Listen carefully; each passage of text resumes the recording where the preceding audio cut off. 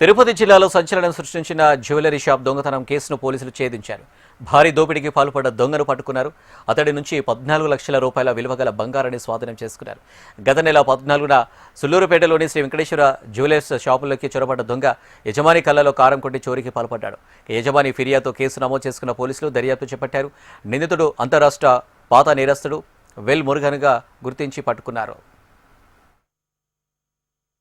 ఒక నగల యజమాని ఉన్నప్పుడు నగలు కొనడానికి వెళ్ళే వ్యక్తిగా వెళ్ళి దృష్టి మరల్చి దాదాపు 12 చైన్లు 112 గ్రాముల వర్త్ ఆఫ్ గోల్డ్ దాదాపు 12 లక్షల విలువ గల గోల్డ్ని మోటార్ సైకిల్లో పారిపోవడం జరిగింది.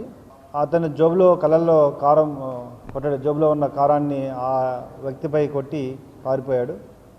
సో ఇమీడియట్గా దాన్ని ఛాలెంజింగ్గా తీసుకొని additional SP crimes and DSP Naidupeta మరియు సుళ్లూరుపేట ఇన్స్పెక్టర్ వాకాడు ఇన్స్పెక్టర్ వాళ్ళ మొత్తం టీం అందరూ కలిసి సెపరేట్ టీమ్స్గా ఫామ్ అయి ఉన్న టెక్నికల్ ఎవిడెన్సెస్ అన్నీ కలెక్ట్ చేసి అన్ని ఆధారాలతో ఒక వ్యక్తిని గుర్తించడం జరిగింది.